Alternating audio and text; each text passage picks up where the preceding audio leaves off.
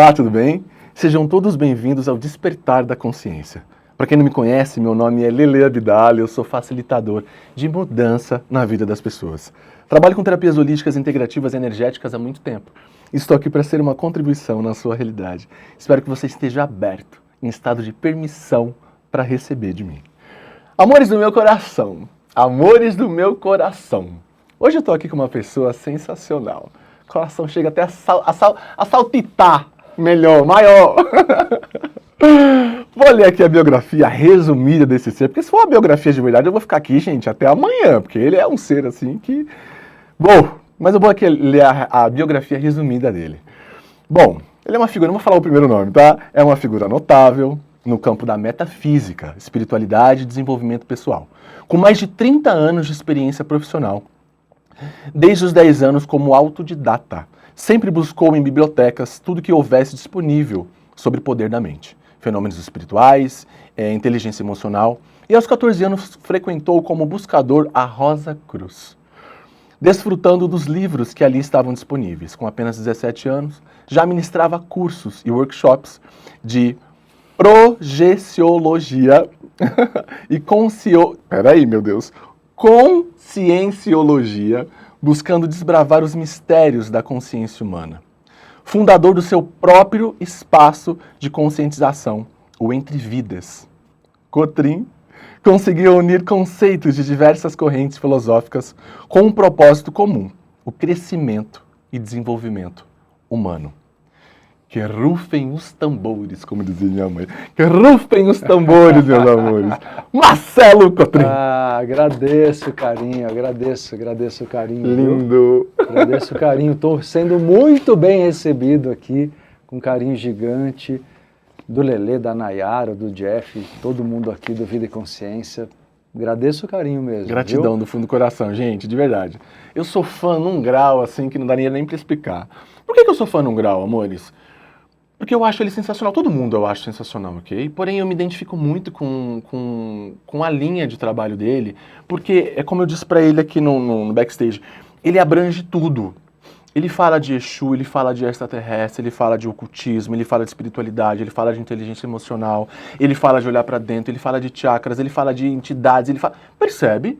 E esse lugar eu acho tão expansivo, e ele tem um nome, né, sensacional, que as pessoas respeitam, então ele fala... Vamos falar de Exu, vai. Ele fala de Exu com uma propriedade incrível, que as pessoas, né, acabaram deturpando um pouco essa energia dessa entidade tão maravilhosa. E ele fala disso apertamente para senhoras, para senhores, em palestras, em entrevistas. É tão sensacional você ver uma pessoa desmistificando, né, energias que foram tão...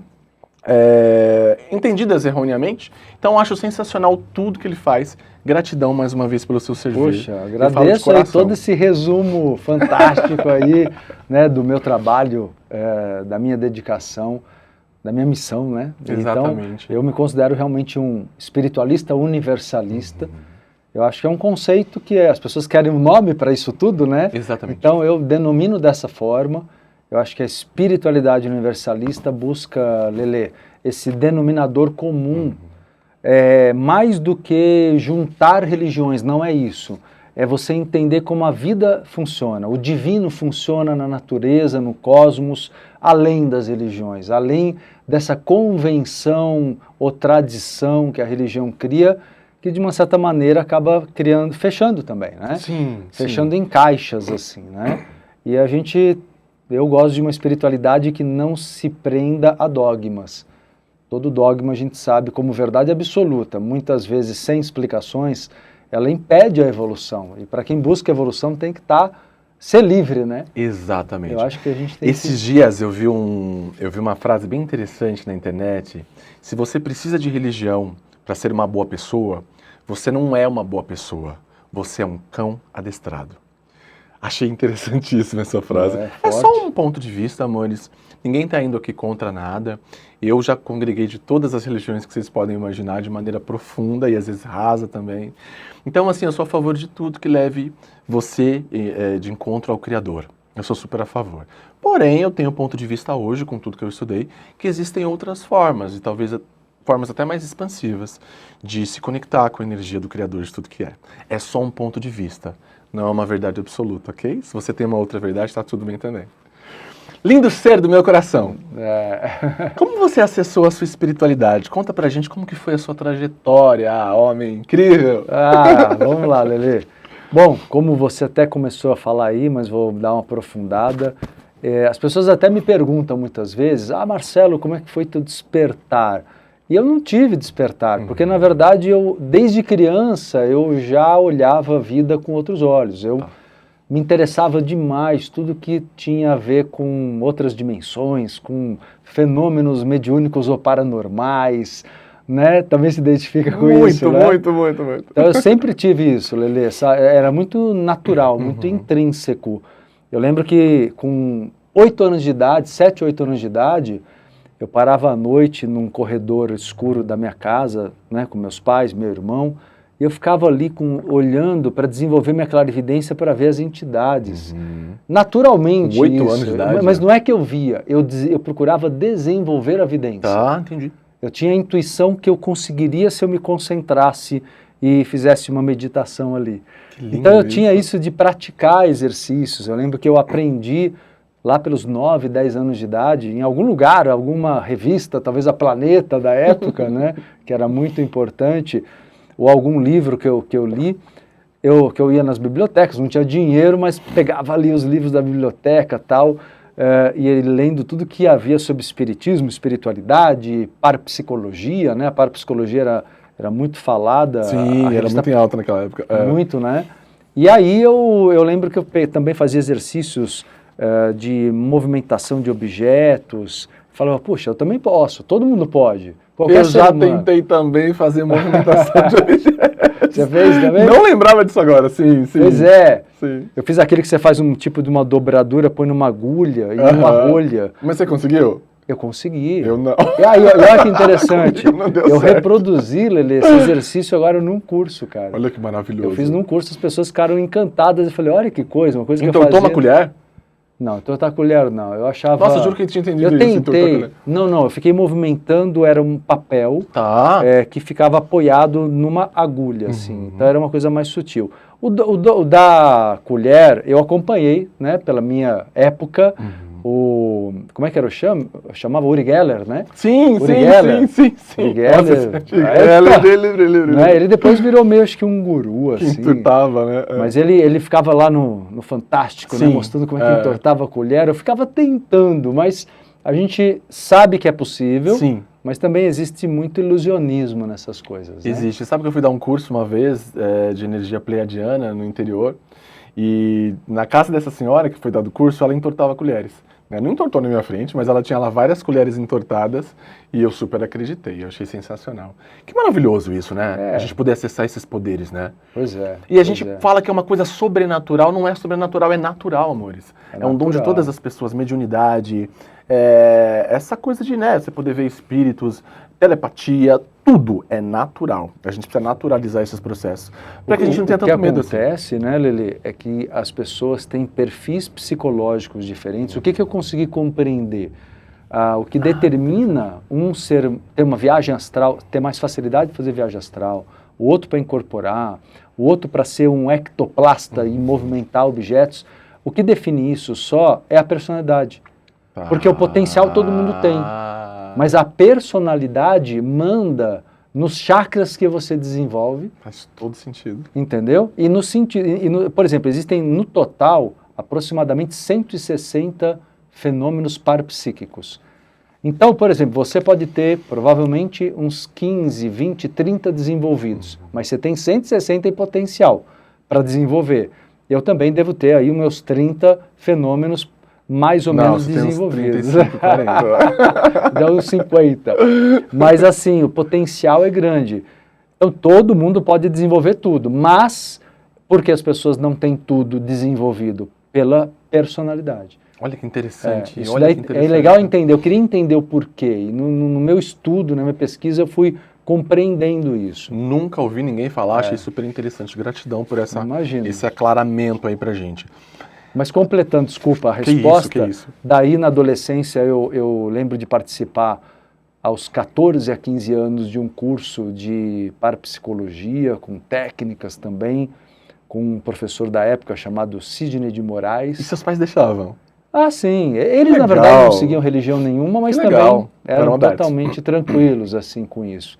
E aos 16 para 17 anos eu encontrei o Dr. Valdo Vieira, que é uma grande, né, ele já desencarnou há alguns anos, mas ele foi uma grande personalidade na Sim, espiritualidade, ao lado do Chico Xavier, e depois ele criou uma ciência que estuda fenômenos de viagem astral, bioenergias, a própria consciência, que é a projeciologia, a conscienciologia. É maravilhoso. Ali eu fiquei uns 3 anos e depois criei meu próprio espaço, né, dali para frente. Sempre fui muito autodidata, na verdade. Né? E quando você fala de autodidata, é essa coisa de ter percepções mesmo e ir fazendo?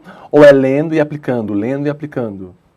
Ah, as duas coisas. As duas coisas. Acho que as duas coisas. Um universo de telepatia muito claro, minha comunicação telepática é muito boa, então isso me permite ter uma conexão com os guias muito clara para mim. Isso me ajuda porque eu sou comunicador, né?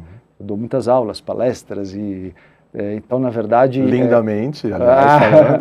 Que bom, né? Que bom. Procuro inspirar as pessoas a viverem o que eu venho vivenciando e conquistando tanto equilíbrio, felicidade. Não é fácil, é uma trajetória que para a gente conduzir com ética, como eu procuro fazer, é difícil, mas vale a pena. E vale a pena todo mundo se dedicar, porque as pessoas encontram autonomia na espiritualidade. O que eu acho interessante, e a gente precisa salientar, é que as pessoas, sem generalizar, gente, assim, eu percebo que algumas pessoas não cuidam muito do lado energético, não vou nem falar espiritual, energético. Tudo é energia ali do ser. Quando você chega num lugar e você percebe que aquilo está estranho, está pesado, você começa a ficar com umas dores aqui, no omoplata e tudo mais, o que é isso? Energia. Você está andando na rua, você começa a sentir uma coisa estranha, olhou para trás, vê que tem um cara te olhando, te seguindo. O que é isso? Energia. Então todo mundo sente energia. Não adianta você falar, não, só sente quem trabalha. Todo mundo sente energia. Sendo assim, a gente tem uma parte energética nos nossos campos e uma parte física. Qual que é o meu ponto de vista? A gente cuida muito da parte física, né? Das nossas estéticas, do nosso corpo. Presumo que você talvez faça algum tipo de movimentação, academia, alguma coisa, movimentar teu corpo. E a gente esquece do energético.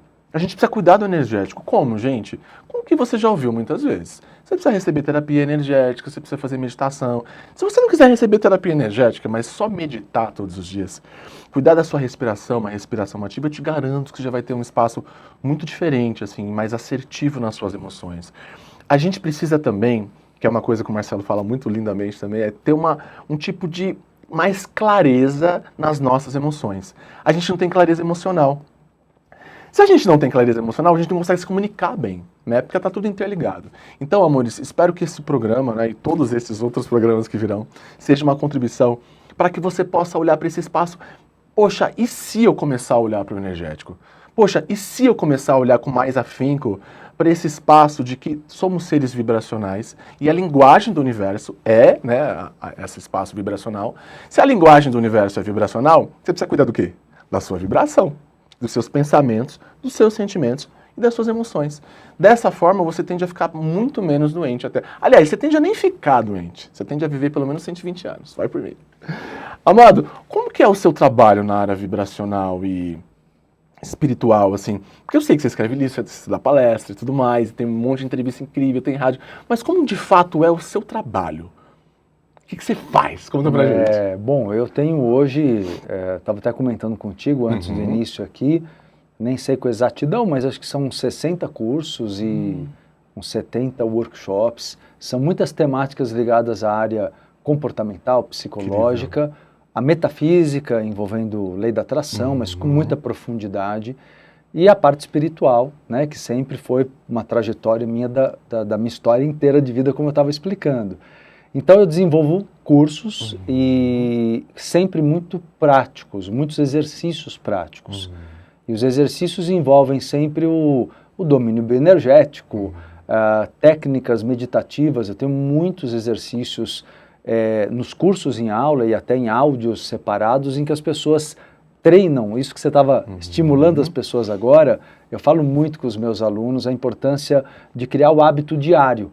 Eu falo assim, olha, você cuida do teu corpo não somente, como você falou, academia e tudo mais, mas no mínimo você faz 3 coisas todos os dias. Você se alimenta várias vezes por dia, nutre teu corpo, você se purifica com banho, escova os dentes, você se higieniza e você se protege com roupa, com sapato, isso é proteção.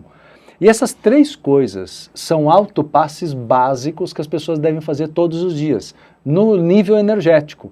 Por exemplo, o nível energético, o corpo etérico precisa da nutrição, que é a revitalização, precisa do banho, digamos, que é a purificação, e precisa da proteção, que é o campo que a gente cria de isolamento, a blindagem espiritual, né?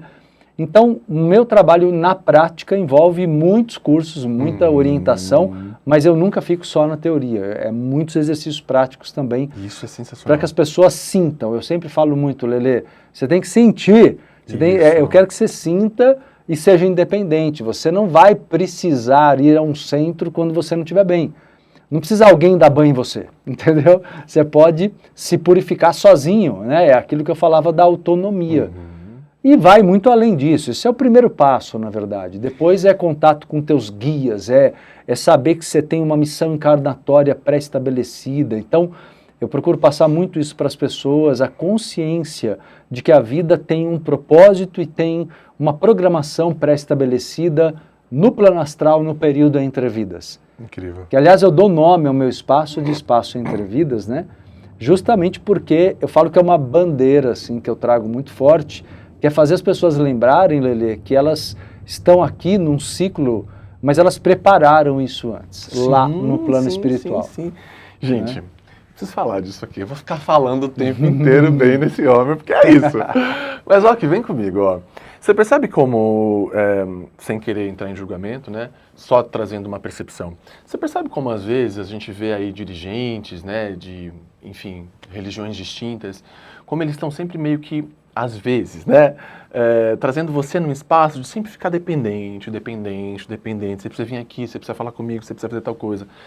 Esse ser de luz, ele faz as pessoas se reconhecerem como Deus. Porque se ele também é Deus, você também é. E eu também sou. Exato. Todos nós somos deuses.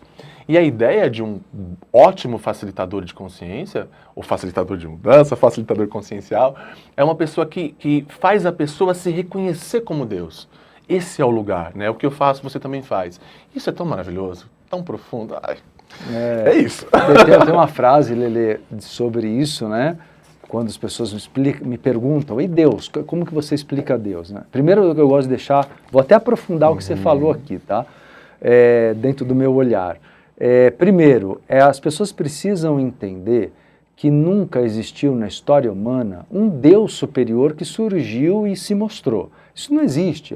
O Deus externo e superior é uma criação humana, que infelizmente serviu para que muitas pessoas se colocassem na postura de sacerdotes, intermediando a comunicação das pessoas tidas como criaturas com o Criador.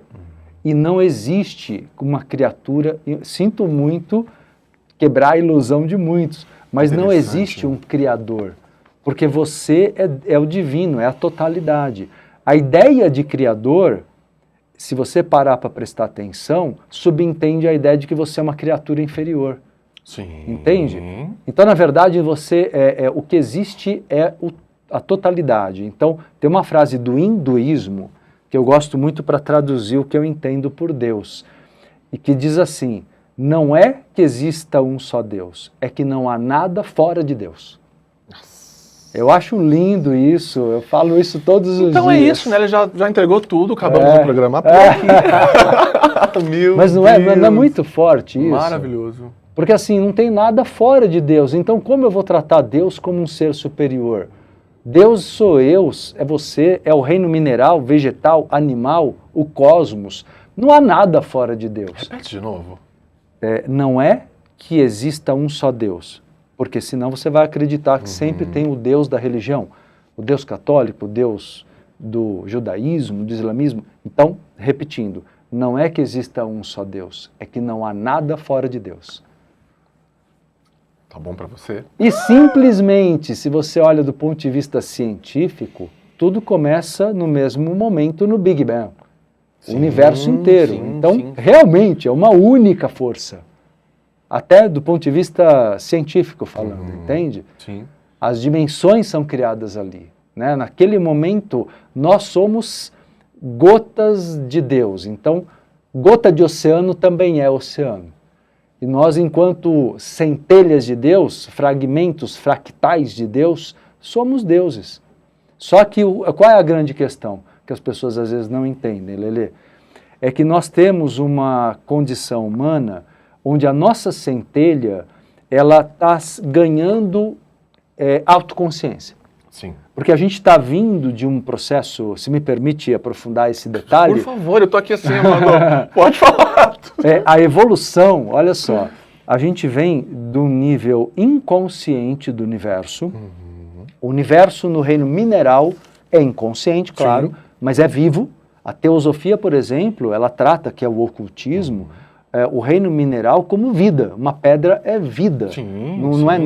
Porque a visão materialista coloca como se fosse algo inerte e morto. Não é. Então o reino mineral é divino, o reino vegetal divino, vivo, orgânico, mas inconsciente. O reino animal ganha um pouco mais de consciência, mas ainda instintivo. E o reino hominal, que é o reino de mulheres e homens, é um reino onde a gente começa a ganhar autoconsciência, que é o que a gente chama de ego. Não no sentido pejorativo, no sentido de razão, ego, razão. Então a nossa razão, nosso ego, qual é o problema dele, digamos assim, que é o desafio da evolução? É o segredo da evolução. Vou revelar o segredo da evolução. Qual é o segredo da evolução? Vai revelar agora? Vou revelar. Para. Qual que é o segredo da evolução que o Mestre Jesus Cristo veio nos ensinar tão lindamente? E eu tenho um trabalho todo sobre ele também, né? Na visão de resgatar a visão oculta de Jesus, né? Que foi perdida pela religião propositalmente. O que acontece é o seguinte, evoluir significa você manifestar na sua condição ego-humana o teu Deus interno, o teu eu superior. Isso que é evoluir. Você evolui quanto mais você transmite, quanto mais você depura as suas lentes, porque os corpos são lentes. Então, conforme você vai purificando essas lentes, depurando essas lentes, você vai permitindo que o teu Deus interno manifeste a luz dele plenamente. Toda nossa ignorância e ilusão, como Buda dizia, ela vem do fato de que o ego nosso ainda está num estágio de evolução menor, como uma criança. A percepção é limitada, mas isso vai se quebrando e aí a evolução vai acontecendo. O que a gente pode falar que é tão sensacional, né, gente? É tão incrível, assim. Eu não sei vocês que estão assistindo, mas pra mim é tão nutritivo. Não tem coisas que são nutritivas pro seu corpo? Tem coisas que também são nutritivas pra sua alma. Nutre minha alma. Ouvi esse homem falar. Interessantíssimo ele falar sobre essa lente, né? A grande maioria de nós, assim, que não faz terapia, que não olha pra dentro, a gente está num lugar que a gente está usando lentes do erro. Quando a gente usa essa lente do erro, a gente tende a ver o erro em tudo. A gente precisa tirar essa lente do erro, porque essa lente do erro é que faz a gente atrair mais erro para a nossa vida. A gente precisa olhar para o acerto das coisas, né? Todas as coisas que estiverem presentes na sua vida, se você puder olhar para o acerto, olhar para a parte positiva disso, te garanto que você vai conseguir ser um pouco mais, a gente vai sendo mais a cada dia. Bom, a gente sabe que de alguma forma, todos os seres são médiums por natureza, todo mundo. Como acessar e trabalhar essa mediunidade, sobre o seu ponto de vista? Através das técnicas, dos exercícios que permitem purificação de chakras, desenvolvimento dos chakras. Por favor, eu ia pedir isso. Ó a telepatia. Ah lá, tá vendo? A telepatia, eu já ia pedir mais água. Eu ouvi você falando pra mim. Mas foi no ato. Então, Lelê, a mediunidade, como bem você colocou, quero só aprofundar, ela é natural. Todos os seres humanos têm mediunidade. É até importante entender o que é mediunidade, antes até de falar como desenvolver, entender melhor que a mediunidade é simplesmente a capacidade de nós, reencarnados, pessoas que estão aqui nesse plano, conseguirem manifestar seres que estão em outro plano. Então, a mediunidade é natural e o que eu quero frisar, aproveitando esse canal que você está me concedendo aqui, na verdade, é fazer as pessoas entenderem que elas não têm obrigações religiosas porque são médiuns. Tá. A mediunidade, ela não gera obrigação, porque o que a gente vê, especialmente no kardecismo e na Umbanda, uma mentalidade que foi criada por muito tempo, principalmente o kardecismo, eu acredito, mas a Umbanda também, de que a pessoa, se ela é médium, tem que trabalhar. Tem que desenvolver. Tem que desenvolver e tem que trabalhar. E eu vejo muita gente se sentindo culpada e devedora quando não faz. E está errado.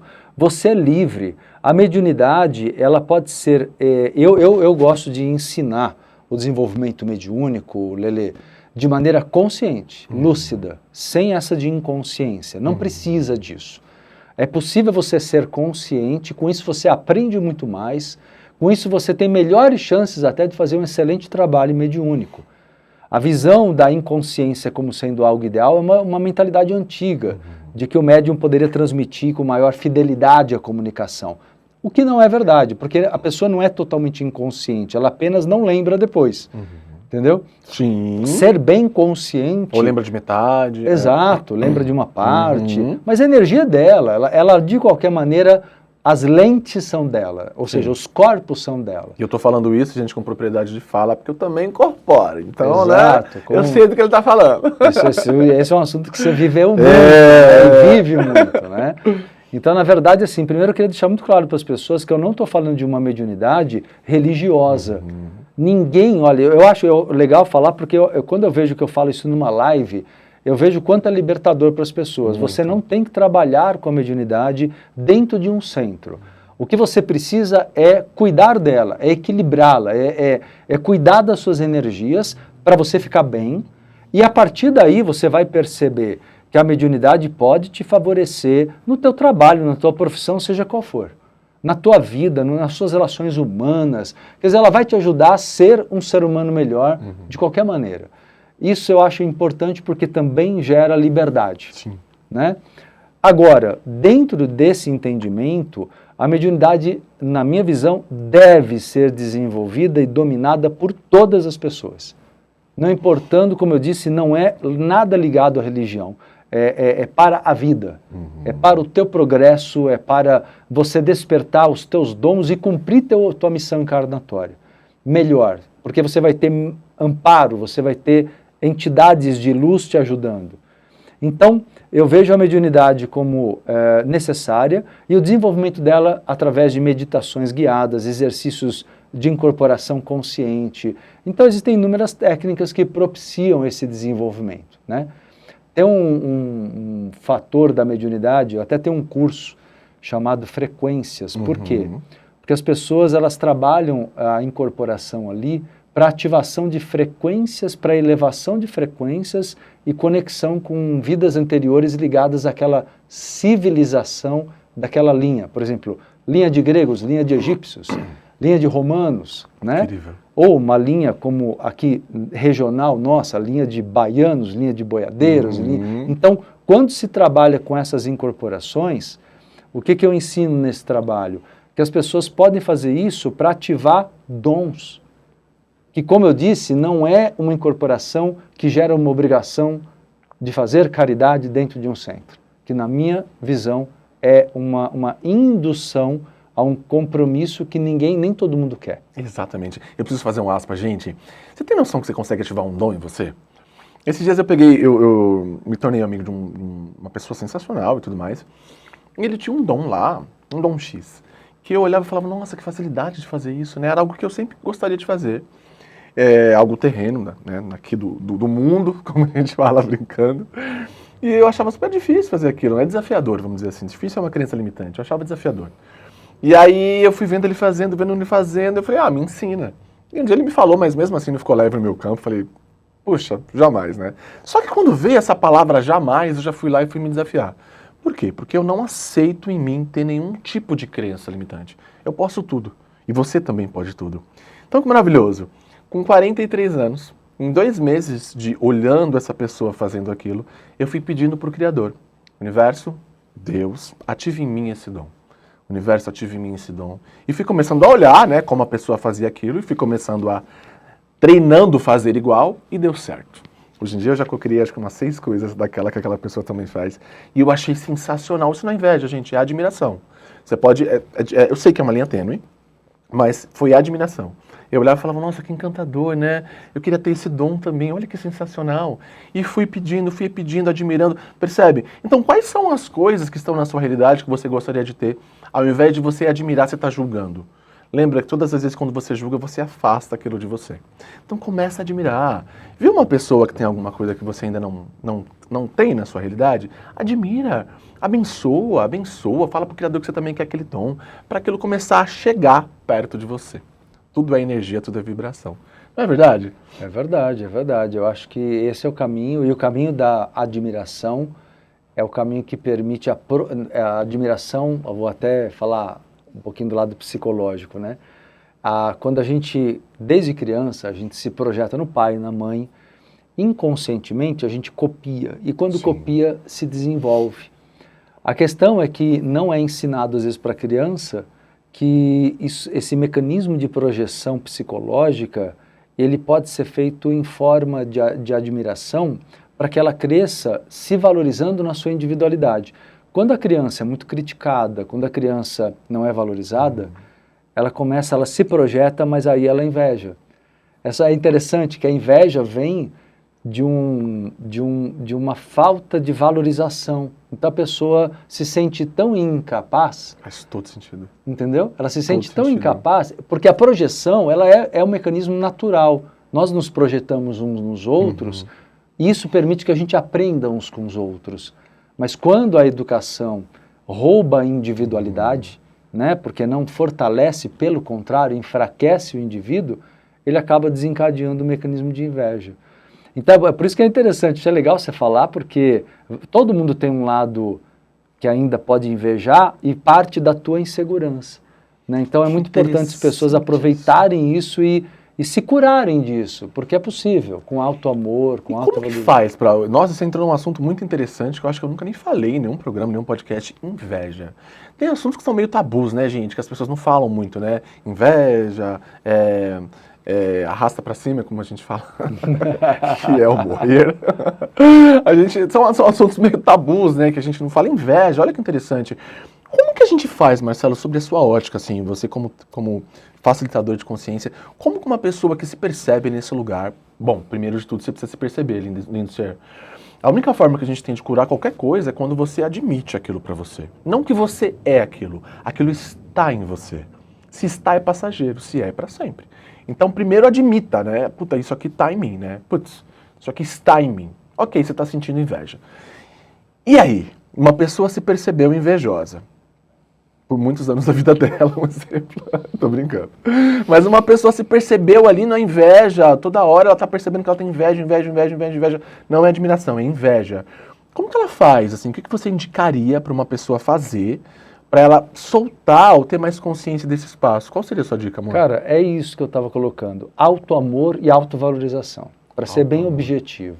Por quê? Vou até explicar, eu gosto muito de explicar bem cada emoção, cada sentimento, porque a gente consegue entender o que tem que trabalhar. Por exemplo, inveja, existem 2 tipos de inveja. Uma que gera somente tristeza, a inveja contém tristeza, então a pessoa olha para outra e fala, eu queria ter isso, mas não sou capaz. Então, a falta de autovalorização e autoamor gera uma tristeza, que é um sentimento de perda.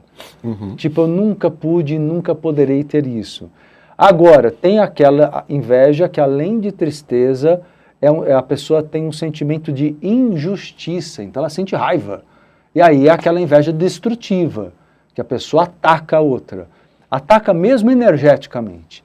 Então, eu já vi outra inveja também, viu? Desculpa te cortar. Eu já vi o tipo de inveja que a pessoa tem inveja, ela ficou com tanta inveja que ela vai e faz também.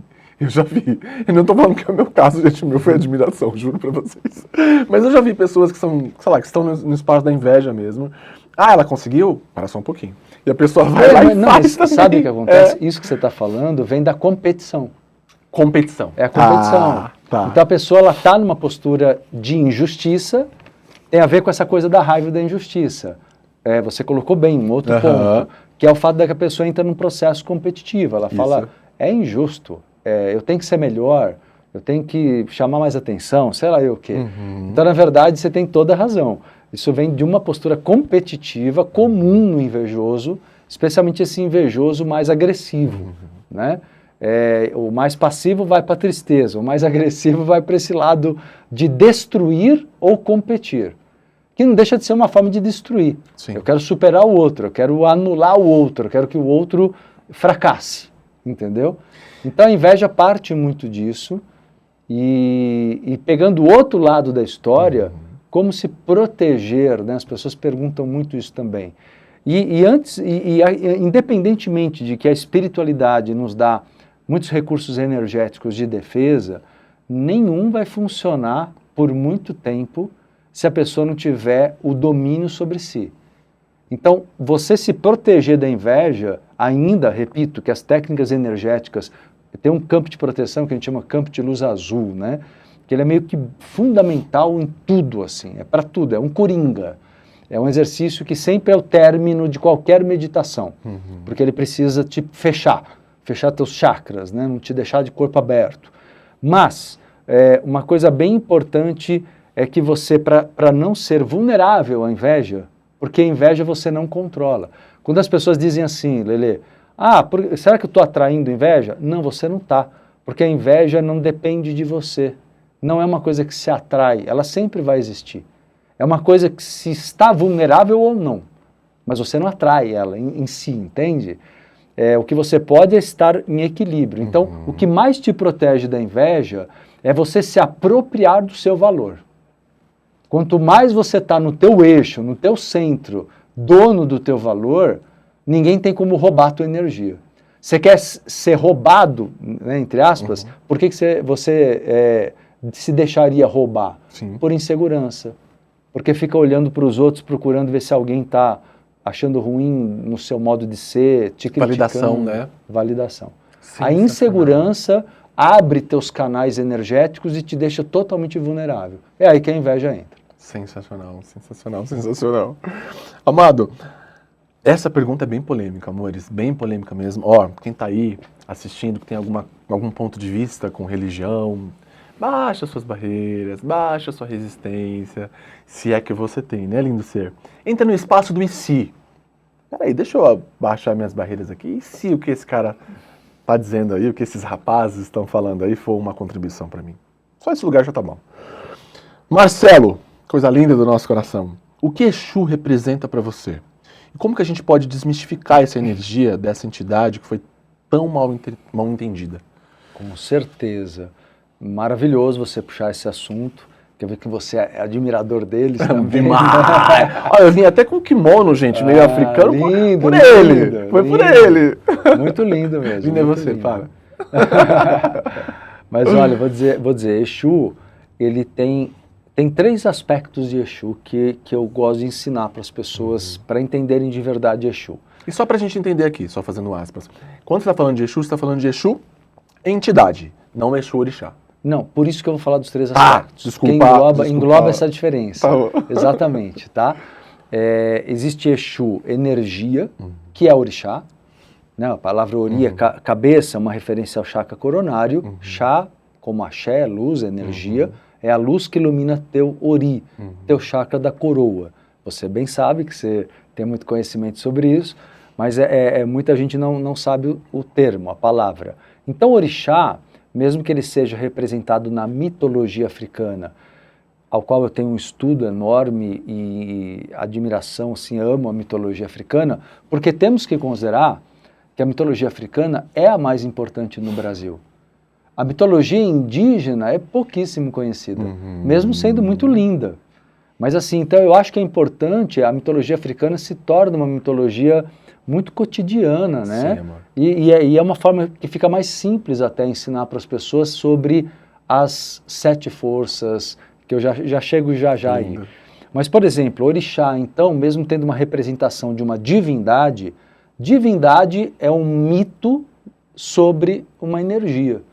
É um aspecto de Deus, é uma vibração, mas que na história humana, lá no passado, milhares de anos atrás, foi compreendido pelo ser humano por uma projeção. Então o ser humano projetou a sua condição humana numa força divina, presente na natureza. As tempestades, né, o sol, a chuva, os mares, os rios e cachoeiras, as pedreiras, as montanhas, tudo foi se tornando forças humanizadas, digamos assim. Surgiram aí os deuses, surgiram as divindades. Mas então o orixá pode ser representado por uma divindade, mas é uma energia. Exu, portanto, como orixá, é uma energia. É a energia do movimento universal, é a energia da manifestação kármica. É a energia... Eu posso até fazer uma identificação na espiritualidade universalista.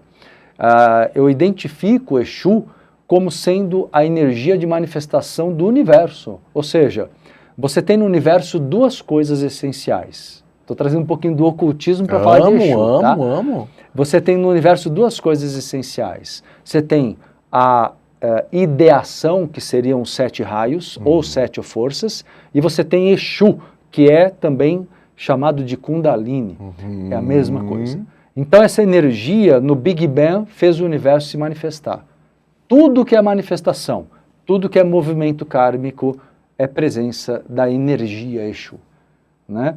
Agora, Exu, ele também se torna, no desenvolvimento da história humana, um ser, uma entidade. Então, no plano espiritual, existe a hierarquia dos Exus, dos guardiões, que eu gosto de lembrar que eles não são guardiões do corpo, eles são guardiões da missão, porque essa ideia de que Exu guarda teu corpo como se fosse um guarda-costas, tudo bem, de vez em quando eles fazem isso, mas não é o grande papel de um Exu. O grande papel de um Exu, os caras são professores, magos. Então, enquanto entidades, né, que é o segundo aspecto dos 3, eles são grandes orientadores, né? Em hipótese alguma, gente, não existe nada de negativo em Exu, zero. Toda negatividade, tudo que se coloca de ruim sobre Exu é uma criação católica. Então, assim, tem que responsabilizar quem demonizou Exu, né, que é o catolicismo, né? Joinha. Tem que se responsabilizar.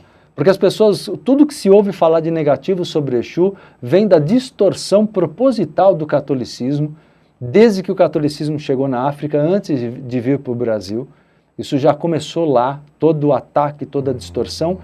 E o que a religião católica fez foi o mesmo que outras religiões fizeram anteriores ao catolicismo, que era demonizar divindades de outras religiões ou religiosidades. Então, Exu, na verdade, é uma vibração, no aspecto feminino é Pombogira, né? Pomnigila, então tem as corruptelas do nome, né? Que virou para nós aqui no popular Pombagira, é a frequência feminina de Exu, mas é a mesma, faz parte da mesma força. E existe o terceiro aspecto, Lelê, que é o arquétipo, o aspecto psicológico, em que você entende uma coisa, a energia Exu existe nos nossos corpos. Então todos nós somos Exu. E como arquétipo... Você entendeu isso? Não, gente, peraí, deixa eu só fazer uma assunto. Olha que maravilhoso, gente, esse ponto de vista. Não entendeu? Volta. Eu vou assistir várias vezes, sensacional. Você sabe que uma vez eu vi a El Que Maravilha, perguntaram pra ela assim, a saudosa, né, gente, que foi pro outro lado do véu. Nossa, mas você fala tanto de Exu, né, tem imagens de Exu na sua casa, você não tem medo? Exu não é o diabo? Ela falou, medo de Exu? Você tem medo da terra? Exu é a própria terra. Eu achei aquilo sensacional, que faz sentido com isso que você disse também, Sim, né? Bem interessante. Claro. É uma forma de entender Exu como uma conexão exatamente com o movimento que essa dimensão representa. Nós reencarnamos para isso, né? Para gerar movimento kármico. E o movimento kármico tem como suprassumo a evolução. O quantum de luz que você adquire ao final de uma encarnação. Esse é o objetivo, né? De lucidez, né? Como eu falo. A palavra luz está contida na palavra lucidez. Por isso que é preciso aumentar o nosso grau de lucidez para aumentar o nosso grau de luz. Tá. Então os Exus, assim, só para fechar... Não precisa fechar não, pode falar. Tô amando. Como entidades, Lelê, são seres que, claro, existem 7 frequências principais, né? Então, na hierarquia, que na visão espiritualista universalista, eu coligo 7 orixás principais com os 7 raios da teosofia. Que existe uma equivalência, uma identificação. Não é sincretismo. Sincretismo é um fator popular ligado à cultura e à imposição religiosa. O sincretismo começou, infelizmente, com a imposição religiosa. Hoje as pessoas falam em sincretismo como uma coisa bonita, mas o sincretismo a gente sabe que começou lá no passado por uma imposição da religião. Né? E que felizmente não neutralizou as outras visões espirituais e religiosas. Mas existem 7 aspectos de Deus, digamos, e isso forma, a gente acha, o que é muito bonito no universalismo, é que a gente encontra isso em qualquer mitologia, em qualquer civilização. Faz todo sentido. Que é o denominador comum, porque são formas que grupos sociais em várias épocas e lugares do planeta compreenderam o divino. Mas essas revelações foram sendo obtidas pelos grandes médiuns daqueles grupos. Isso que você está falando é tão sensacional, porque esse dia eu estava assistindo um vídeo da Carol Capel, algo assim, gente. Carol Capel. Capel, né? Sensacional. E ela estava trazendo sobre a história de Jesus. Esses dias mesmo, tem acho que uns 2 dias. Eu sou o doido do YouTube, né, que eu fico assistindo só coisas de espiritualidade o tempo inteiro, e é isso. Então, gente, ela estava fazendo uma associação bem legal, falando sobre Jesus e tudo mais, e ela disse que na mesma época de Jesus existia uma pessoa na Grécia que fazia as mesmas, ela falou o nome, mas agora eu não me lembro, que fazia os milagres parecidos e fazia e tudo mais. E eu falei, olha que interessante, gente, em épocas iguais ou distintas, a gente tem avatares em lugares distintos fazendo coisas parecidas, né? Sim. Muito legal. A gente tem Isis, que alguém fala, as pessoas falam que é muito parecido com a história de Oxum, e por aí vai, né? Assim, são personagens bem parecidos, lugares diferentes. Por exemplo, no tempo de Jesus existiam 100 caras, 100 pessoas, eram mais homens, porque a mulher não se dava na sociedade essa permissão, mas havia uns 100 caras na época de Jesus. Não davam permissão para ela, né? Exato. Não davam permissão para ela. Apesar que elas eram assim, o grupo de Jesus, a mulher... Gente, é muito interessante ver como, na época, 2000 anos atrás, Jesus realmente tratava com extrema igualdade. Claro, maravilhoso. Ele tinha um outro olhar em relação a tudo, né? Tanto que a esposa dele, né, que é Maria Madalena, ela tinha um papel de liderança gigante. A polêmica. A polêmica. Olha lá. Finge que você não ouviu, tô brincando. Mas ela era, e Maria, mãe de Jesus também. Amiga dele, né? Você falou, a Maria Madalena. Mais ou menos isso. Tô brincando, gente, tô brincando. É só um ponto de vista. Eu também tenho esse ponto de vista aí. Mas é isso aí. Então existe na época de Jesus isso. Mas o que eu queria comentar é isso, realmente... O papel dele, muitos procuravam exercer. Lógico que Jesus ele tinha um grau evolutivo muito grande. Então, ainda assim, o Jesus que é conhecido mundialmente não é o Jesus real, né? Eu acredito. Porque houve muita distorção, muita. Eu acredito. Vamos lembrar que Jesus viveu 300 anos antes do início da igreja. Então, Jesus não fundou a igreja, ele não veio para isso. Você viu uma história que Jesus morreu no Japão? Com 106 anos? Sim. Existe uma versão de Jesus. Real, né? Eu assisti vários vídeos que ele foi lá e tem o túmulo lá e tudo mais. Tem história na cidade inteira. É bem tem essa versão, tem uma versão e um túmulo também, supostamente dele, no Tibete, na Índia. Então existem algumas versões aí dessa história. Fala que nem aquela mulher da novela antiga, Mistério, lembra? Pois é. É bem por aí. Amado. Mas eu vejo dessa forma. Eu creio muito que Jesus, por tudo que eu estudei, eu vejo muito que Jesus seguiu o caminho dele após a crucificação, que ele não chega à morte. Mas isso aí derruba o dogma católico da ressurreição, né? Estão chamando a gente de excomungado do outro lado lá agora. O que é bom, né? O que é ótimo, né? O que é ótimo. Eu sou tão apaixonado por Jesus, pela história dele, por tudo que ele representa pra gente, que eu fiz uma tatuagem esses dias, gente. Eu sei, é muito coisa do mundo, mas eu gosto umas tatuagens às vezes. E eu escrevi o nome dele aqui, ó, Sananda. Ah, que legal. Eu fiz a cruz de Ansaka lá, a cruz Anki, e fiz o nome dele aqui. Eu sou apaixonado. Ai, gente, ó, não sei se vocês viram, mas ó, tá aqui, tá? Não dá pra ver muito bem, mas é isso, Sananda. Sananda, pra gente que faz terapia holística, nós que somos terapeutas holísticos, dizem que é o novo nome de Jesus, né? Sananda, o Príncipe da Paz. Não é lindo? É, muito. Eu sou apaixonado, sou apaixonado. Amor é do meu coração. Falando em ocultismo, como você falou aqui agora já bastante, o que a gente pode considerar ocultismo? Eu tenho um ponto de vista, mas eu queria que você trouxesse o seu olhar. O que é ocultismo? O ocultismo é um conjunto de conhecimentos sobre a natureza divina, sobre a magia, mas que foi necessário se tornar oculto pela perseguição religiosa. Então, no passado, se a gente pegar antigas civilizações, aquilo era realmente fechado em escolas de mistérios, que nem a maioria não tinha acesso. Só que depois, na Idade Média, essas escolas precisaram se fechar ainda mais pela perseguição religiosa. Então, as pessoas eram perseguidas, mortas, torturadas, né, proibidas, né? Então, eu vejo hoje o ocultismo como algo que deve deixar de ser oculto. Eu gosto muito da teosofia, Lelê, porque a Helena Blavatsky, né, ela foi uma mulher, primeiro como mulher na época dela, muito corajosa, uma grande paranormal, uma grande médium. Por Helena Blavatsky. E por mais que, lógico, né, ninguém é perfeito, não estou dizendo que a mulher era perfeita, tinha falhas como todo mundo, todos nós, mas ela fez um trabalho de trazer o ocultismo à luz. De falar, olha, chega de coisas ocultas, todo mundo precisa ter acesso a isso. Ainda que a teosofia da época tenha uma linguagem um pouco complicada, ela dá base para muita coisa do meu trabalho, por exemplo, uma grande parte do meu trabalho, e justamente... O ocultismo ou a Helena Blavatsky? O ocultismo da teosofia em especial, né? Especialmente. Porque eu não vejo mais sentido, ao meu ver, né, no tempo de hoje, você ter escolas muito fechadas. Claro. Eu não vejo mais. Eu acho que houve necessidade, numa outra era, sim.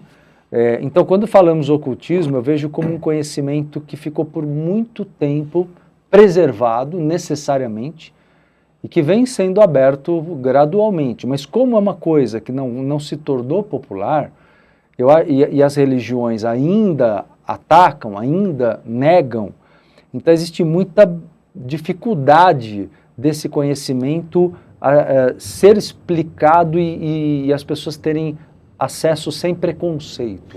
O que eu acho, já que ele está falando de preconceito, é que você, assim como eu, em épocas de outrora, também achava que o ocultismo era coisa do Didi. Quando eu falo Didi, gente, para não falar o nome, né? Didi, você entendeu? Eu achava que era coisa do Didi. Então, por que as pessoas têm esse ponto de vista, assim, que é do diabo, né? Do chifrudo, ocultismo? Então, porque a gente volta para o ponto de que a religião plantou essa ideia. Tá. É por isso que eu falo, a religião demonizou o ocultismo, porque demonizou... Didizou. Exato, pode se colocar assim. A religião, ela quis impor às pessoas que todo conhecimento ligado à visão que entende Deus como todo é tão libertadora. Por exemplo, São Francisco, ele bateu de frente com a igreja no primeiro momento. Por quê? Porque quando ele fala que o sol é irmão, o irmão sol, a irmã lua, e ele fala da irmã água, ele fala do irmão fogo, o que ele quer dizer? Ele está mostrando que Deus está nos elementos. O que isso parece? Os orixás, por exemplo. Maravilhoso. Você entende? São Francisco era assim. Então, toda visão que tira Deus de um altar dentro de uma igreja e tira o poder dos supostos intermediários, ela foi, obviamente, perseguida. Toda visão, todo conhecimento que era oculto, como São Francisco trouxe à tona. Então, na verdade, o ocultismo ele tem essa visão negativa porque foi interessante para a religião dizer às pessoas que elas eram proibidas e que isso era coisa pecaminosa, que era do diabo, que era do demônio. A gente tem um ponto de vista de que ocultismo tem a ver com, sei lá, Wicca, aquele livro da capa preta, aqueles que não podem nem falar o nome, aquele livro de São Cipriano, que eu sempre tive muita curiosidade de ler, mas minha mãe falava tanta coisa que eu falava, acho que melhor não ler não, né? Então, são coisas tão sensacionais que existem nessa realidade que se a gente se abrisse, gente... Aliás, tem uma frase interessante, né, que a gente fala que ignorante é a pessoa que é burra. Ignorante não é o burro, ignorante é aquele que ignora o fato. E o fato está aí, na internet. A gente sabe que a internet, né, tem muita coisa interessante, mas tem muita coisa de fato interessante. Se você for pesquisar, tem muita coisa gratuita e interessante que dá para a gente destrinchar assuntos, para que a gente tenha mais clareza sobre assuntos e traga luz sobre outros assuntos, para que a gente não fique na ignorância sobre outros assuntos também. Porque quando a gente fala sobre o cultismo, vem esse olhar, né, de ser aí do Didi, como eu brinquei. Quando a gente fala de religião de matriz africana, quando a gente fala desses espaços, a gente tem muitas questões não trabalhadas. Só que a internet está aí, gente. Se você começar a seguir pessoas que, inclusive a gente já vai falar daqui a pouco as redes sociais dele, que falam desse assunto com mais leveza, a gente começa a trazer mais naturalidade para as nossas questões. Quando a gente fala de Jesus, falando de ocultismo, falando de Jesus, aqui também a gente falou de Jesus, você sabe que eu já tive muitas vezes, talvez até ainda tenha, não sei se você tem esse ponto de vista também, que Jesus... Polêmico, gente, mas que Jesus é até um extraterrestre. Você tem esse... Para você faz sentido, para você nada a ver. Como eu vejo, se a gente pega uma história anterior, né? Jesus é um avatar. Então, o que é o avatar? Primeiro, para chegar aí. O avatar é um ser perfeito. O que é perfeito? Alguém que dominou a condição humana, ou seja, domina a mente, os sentimentos, as energias. Isso quer ser ascensionado. E ele é um avatar, porque ele é um ascensionado que foi enviado para a Terra, não precisava reencarnar, mas ele reencarnou muito e já teve encarnações com falhas humanas, como todos nós, mas depois da ascensão, eles não se precisa mais reencarnar por questões de karma, não há karma pessoal. Mas ele tinha um propósito de contribuir com a evolução humana num todo. Então, um avatar é um ser que vem para alavancar a evolução humana. Ok, então ele é um enviado, ele é o Messias, como quiser chamar, ele é um avatar. Se a gente pega o que aconteceu antes disso, eu confio muito na vertente que mostra Jesus como um potencial capelino. Eu vejo ele como um extraterrestre, mas... de capela. Eu vejo como algo muito, muito, muito antigo. Se você não leu ainda, vou cortar o Marcelo, tem um livro maravilhoso, gente, na internet, em sebo, em muitos lugares. Os Exilados, Os Exilados de Capela. Sim. E, se eu não me engano, é uma trilogia, que depois tem os Capelinos, e um outro eu também li, faz muito tempo, já reli também, e é um livro sensacional que vai trazer muita contribuição para você. Também indico um outro, O Antigo Segredo da Flor da Vida, que é maravilhoso, não sei se você leu também, que tem o livro 1, o livro 2 e o 3 é o Vivendo do Coração. Falam de assuntos bem, bem parecidos. Exato, exato. Então eu vejo Jesus sim com uma origem extraterrestre, mas muito antiga. Porque existem, quando se fala em extraterrestre, as pessoas pensam em raças extraterrestres que estão aqui agora, mas que não chegaram a reencarnar aqui. Os capelinos vieram para cá, como bem dito no livro, né, Os Exilados de Capela, do Edgar Armond.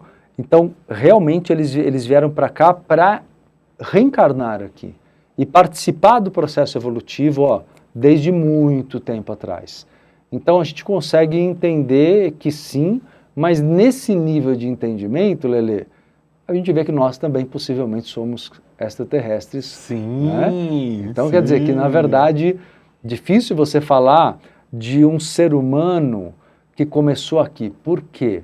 Porque o grau evolutivo de um ser humano, ele já reencarnou muito tempo e possivelmente veio de outro sistema. Muita gente veio de outro sistema já com um grau de desenvolvimento mental, intelectual. Nem todo mundo teve todas as encarnações aqui. É muito tempo, exige muito tempo para isso, né? Claro que a gente considera também alguns ciclos de civilizações aqui que a história não fala muito, que é o período de Atlante, é o período Lemuri, né? Lemúria, Atlântida, que são civilizações que existiram aqui e que a história não conta abertamente ainda, mas que têm sido cada vez mais comprovadas pela arqueologia, né? A ciência está chegando lá, encontrando muitos vestígios arqueológicos da existência dessas civilizações. Por que eu falo isso? Porque isso justifica um número maior de encarnações humanas aqui na Terra. A gente compreende melhor o processo. Exatamente. Porque você não dá um salto de... Você não vai de um animal irracional para o ser humano direto. você precisa de estágios. E o nosso planeta não tem esses estágios. Entendeu? Nós não reencarnamos direto de um macaco, ou de um cachorro, ou de um gato para um ser humano, entendeu? Isso não existe. É preciso passar por várias etapas. Então tem um estudo da questão evolutiva que vai nos dando entendimento disso. Isso é teosofia. Sensacional. Isso é Você leu esse livro, O Antigo Segredo da Flor da Vida? Não, esse eu acho que não. Eu li os outros. Não Se me eu não me lembro engano. desse. Por favor, ele fala sobre o início da criação, né? Tem outro maravilhoso também que você deve conhecer, mas também não sei se você leu, é o Livro de Urântia. Não sei se você já ouviu falar, que também é incrível. É um marco, que né? dizem, é um marco, que falam que Urântia é o verdadeiro nome da Terra, né? São aqui, gente, dicas para vocês que eu acho que vai expandir bastante a realidade de vocês e a consciência também. Os Exilados de Capela, anota aí. O Antigo Segredo da Flor da Vida e o Livro de Urântia. Falam mais ou menos desse mesmo assunto que a gente está falando aqui agora, esse assunto que a gente está falando aqui agora, cada um de uma maneira, tá bom? Então eu indico bastante que vocês leiam esse livro. Nossa, amado, como é expansivo, né, falar sobre isso, meu Deus. Muito bom. Sobre energias, entidades, consciências, você acredita que elas possam ser de outros planetas ou dimensões? Ou você acha que nada a ver? Energias? Assim, energias, consciências, por exemplo, entidades, um obsessor, Tá. orixá. Você acha Tá. que tudo tem a ver com a Terra mesmo? Não, ou são não. seres que vieram Eu de outras acho que, dimensões? com certeza. Eu acho que que a energia em si existe em todo lugar. Né? A energia em si existe em todo lugar. Mas até mesmo do ponto de vista científico, Lelê, a gente sabe que a água que existe na Terra não é da Terra. Ela veio de um asteroide que chocou com a Terra. Então, assim, o ouro que existe na Terra não é da Terra, veio de um asteroide. Então, na verdade, muita coisa que está aqui não é da Terra, né? Muita coisa que está aqui não é daqui. Tão sensacional você falar isso. Eu me lembro de uma vez que eu vi uma entrevista dizendo que os golfinhos e os girassóis não têm ligação com nada desse planeta. Então dizem que foi trazido de outros planetas. Eu achei super interessante. Girassóis e golfinho. Uma visão espiritual, uma visão... Não, uma visão científica mesmo. Científica. Não tem ligação com que nada que existe geneticamente na não Terra. batem. Nada. Girassol e golfinho. Pois é. Vou pesquisar o girassol. Não tinha visto.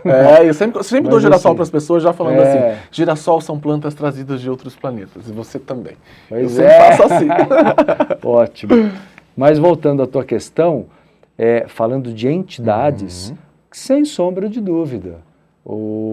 Aliás, a transmigração planetária, esse processo que aconteceu, por exemplo, de Capela, que a gente falou, chama-se transmigração planetária. Isso acontece tanto de outros planetas para cá, como daqui para outros planetas. Isso dependendo de um movimento kármico. Por exemplo, os capelinos, né, o pessoal vai ler o livro, vai entender melhor, os capelinos, a história de Capela é que seres que não alcançavam a evolução que lá estava sendo alcançada, foram deportados para cá. Então eles vieram, né, foram enviados para cá, e aqui encontraram seres de evolução menor. Então isso alavancou a evolução da Terra, mas quem veio para cá não estava ainda num padrão tão bom assim. Então, na verdade, a transmigração planetária acontece muito. Se a gente for lá para a origem da formação de vida no planeta, ou até antes, no preparo da Terra para que existisse vida, existem basicamente duas linhagens que chegaram aqui. A linhagem dos Elohims, que gera os elementais, no sentido de seres que dominam os elementos, e a linhagem dos anjos, arcanjos, a linhagem angelical, que trabalhou o corpo astral. Então, os Elohims trabalharam o corpo mental e os arcanjos e seres superiores, até serafins, né? Tem toda uma hierarquia arcangelical, criaram o corpo astral. E daí vai. Então aí você está falando de muito tempo atrás. Aí é muito tempo atrás. Então desde o princípio do preparo desse planeta para existir vida, já vieram extraterrestres para cá. Então sempre ocorreu essa transmigração. Existem, por exemplo, uma coisa muito interessante da gente entender, todos os planetas possuem vida astral. Então, na verdade, se você falar dos planetas mesmo, podem não possuir todos eles vida física, né? Quando falamos de Mercúrio, Júpiter, Marte, A Marte pode ter ali, né, uma basezinha física também, né? Mas assim, muitos não têm condições de ter nenhuma forma de vida física, ou porque são gasosos, ou porque... Mas de qualquer maneira, todos têm todas as dimensões. Todos têm vida astral, vida mental. Então a movimentação astral no nosso sistema planetário é gigante. Existem até planetas que são astrais, que não são visíveis nessa dimensão, mas se você fizer uma viagem astral, você consegue olhar para o céu e ver um planeta que não existe ali fisicamente.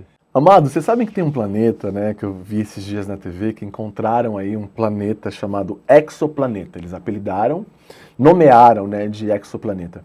Ele tem 10 vezes o tamanho da Terra e ele é exatamente igual à Terra. As mesmas cores, eles têm certeza que tem água, que tem tudo lá. Está a 50 mil anos-luz da Terra, uma coisa assim, né? Sei lá quando eles chegariam até lá. Olha que maravilhoso isso. Então, assim, gente, é meio que impossível, sobre o meu ponto de vista, a gente acreditar, fisicamente mesmo, não estou falando energeticamente nem espiritualmente, que só exista vida nesse planeta. É meu ponto de vista, e o seu? Ah, com certeza, com certeza. E você não me respondeu, Jesus era um extraterrestre ou não?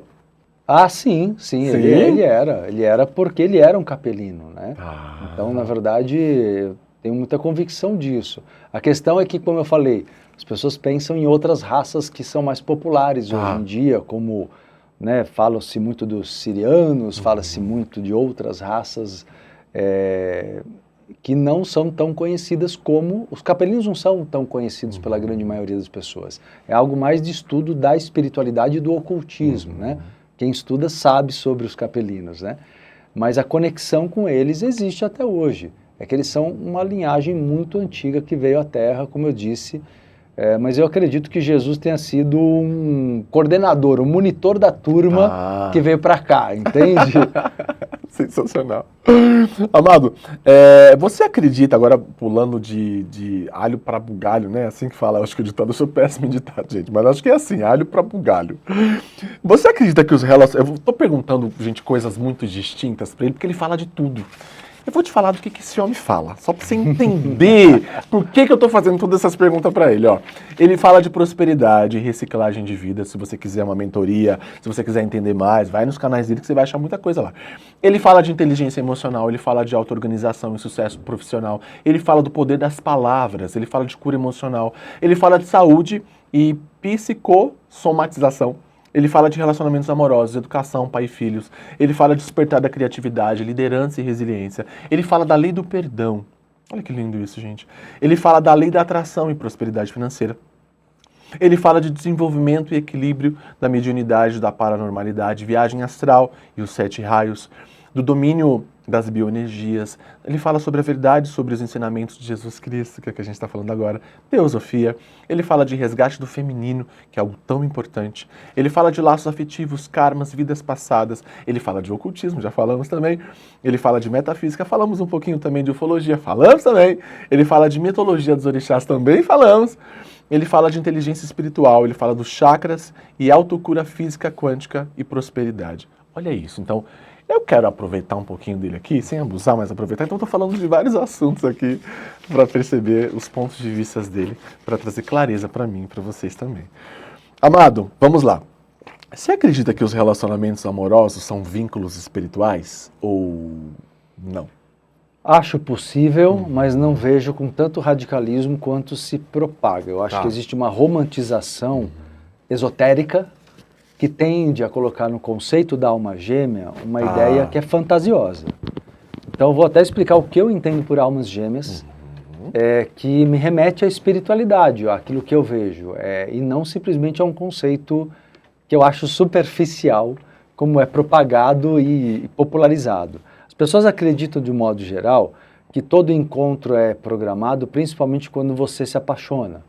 Acreditam, é muito comum as pessoas se apaixonarem e falarem, puxa, minha alma gêmea. Claro, a pessoa fala quando está apaixonada, né? Passou a paixão, ela quer mudar de ideia. Esse demônio na minha vida! Exato. Então a ideia de almas gêmeas é como se fosse sempre alguém que necessariamente você vai encontrar, ou então que seja uma única pessoa no universo, não é real. O que você tem são grupos de consciências. O que são almas gêmeas? Existem? Existem. Mas são grupos de seres que têm mais ou menos a mesma idade evolutiva. Tá. Ou seja, elas viveram juntas mais ou menos na mesma faixa, como se fosse na escola, aquele grupo que fez a primeira série junto, passou para a segunda, passou para a terceira, aquele grupo que está acompanhando, vieram outros depois, tem outros que já estão avançados na universidade. Então, na verdade, almas gêmeas é aquele grupo afim no nível de evolução e que estão juntas há muito tempo. Lindo, Só que existem encontros e desencontros. E dentre essas almas, que é difícil precisar, mas vamos lá, falar que são milhões, 10 milhões, chute, só um exemplo. Dentre essas almas tem aquelas que você tem mais afinidade ainda, e você muitas vezes escolhe, combina mutuamente estarem juntas aqui na Terra. Beleza, lindo, só que ir para encontrar, aí é outro problema.